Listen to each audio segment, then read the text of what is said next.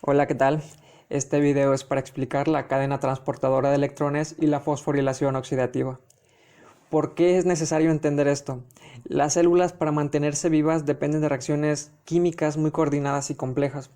Como analogía, imaginen que tenemos un coche al cual debemos de meterle gasolina para echarlo a andar. Lo mismo ocurre con las células, ellas ocupan glucosa, lípidos y determinados aminoácidos y por supuesto oxígeno para realizar sus funciones de manera adecuada. Si yo salgo a la calle y le pregunto a 10 personas, ¿necesitamos oxígeno y glucosa para poder vivir? La respuesta de estas 10 personas sería afirmativa. Sin embargo, detrás de esta pregunta tan simple y un tanto lógica, hay un fundamento bioquímico que nos ayuda a entender cómo las células aprovechan el oxígeno de la respiración y los nutrientes provenientes de la ingesta o de gluconeogénesis del hígado. Todo esto que les acabo de decir se resume en metabolismo celular aerobio, que comprende ciclo de Krebs, cadena transportadora de electrones y fosforilación oxidativa. Estos procesos se llevan a cabo en la mitocondria, que es un organelo que está presente en la mayoría de las células en el citoplasma. Y su principal función es generar energía mediante la fosforilación oxidativa, aunque también está implicada en la apoptosis y al tener su propio DNA puede generar sus propias proteínas. La mitocondria tiene una membrana interna y una membrana externa. La membrana interna forma pliegues, por otro lado la membrana externa es lisa. El espacio entre estas dos membranas forma un espacio llamado espacio intermembrana. Por otro lado, lo que hay dentro de la membrana interna se denomina matriz mitocondrial. Si nosotros nos acercamos a la membrana interna, nos vamos a topar con proteínas que están incrustadas en la membrana, y estas proteínas precisamente nos sirven para la cadena transportadora de electrones.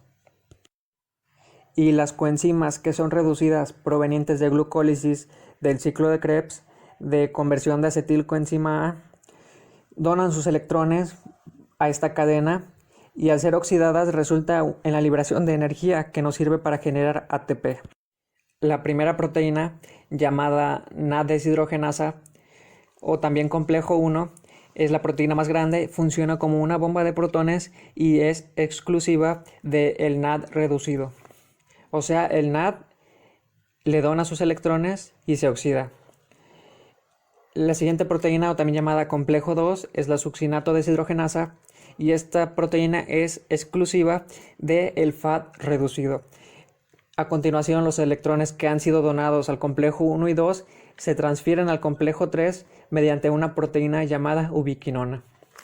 El complejo 3 también se llama citocromo BC. Y del citocromo BC al complejo 4, también llamado citocromo oxidasa, se transfieren los electrones mediante el citocromo C. El oxígeno sirve como aceptor final de estos electrones. Y por último, el ATP sintasa, o también llamado complejo 5, que funciona más bien como una enzima y es la responsable de generar el ATP. Primero, vamos a hablar de cómo se genera ATP a partir de NAD reducido. Al decir NAD reducido nos referimos a que el NAD ha aceptado electrones que va a donar al complejo 1. Al donar estos dos electrones al complejo 1, va acompañado de 4 protones. O sea, el complejo 1 es capaz de bombear 4 protones de la matriz mitocondrial al espacio intermembrana. A continuación, del complejo 1 al complejo 3, los electrones se transfieren mediante la coenzima Q, o también llamada ubiquinona. Y al llegar al complejo 3, se bombean también 4 protones. Ahora los electrones pasan del complejo 3 al complejo 4 mediante el citocromo C. Y cuando llegan los electrones al complejo 4, bombea solamente 2 protones. Ahora, debido a que se ha bombeado de la matriz mitocondrial al espacio intermembrana, hay un gradiente de concentración y tanto la membrana interna como la membrana externa son impermeables a protones.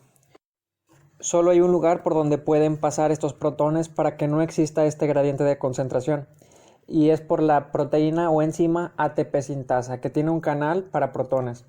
Entonces, el gradiente de concentración se dirige a la ATP sintasa y por cada 4 protones que pasa bruscamente por esta enzima, se activa y promueve la unión de un ADP más fosfato inorgánico, o sea, fosforila un ADP, que nos da como resultado adenosin trifosfato. Entonces, los 4 protones que se han bombeado o que han pasado del espacio intermembrana a la matriz mitocondrial, al unirse a 4 electrones provenientes de la tercera bomba y 2 átomos de oxígeno, nos da como resultado 2 moléculas de agua. Entonces, el oxígeno sirve como aceptor final de la cadena transportadora de electrones. Y por cada NAD reducido se bombean 10 protones. 4 en la primera bomba, 4 en la segunda y 2 en la tercera. Y por cada 4 protones que pasan por la ATP sintasa se crea un ATP. En total, un NAD reducido nos da 2.5 ATPs, que muchos libros lo pueden redondear a 3, pero realmente son 2.5. Ya hablamos de cómo se produce ATP a partir de NAD reducido, pero ¿qué ocurre con el FAD reducido? El FAD dona sus electrones al segundo complejo, que es el succinato deshidrogenasa. Este complejo no funciona como una bomba, por lo tanto no bombea ningún protón de la matriz mitocondrial al espacio intermembrana. Solamente va a transportar los electrones a la coenzima Q, y la coenzima Q va a transportar los electrones al tercer complejo, donde ya sabemos que sí bombea 4 protones. Después del complejo 3 pasa al complejo 4 mediante el citocromo C, y bombea 2 protones.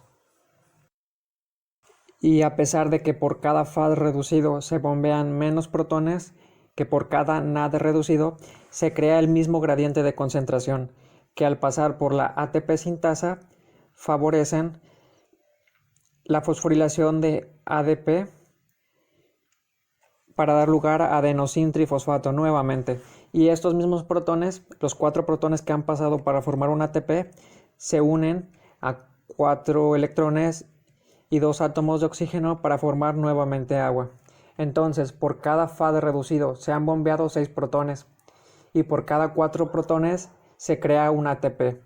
Entonces, por cada FAD reducido se crea un 1.5 ATPs, que muchos libros también lo pueden redondear a 2.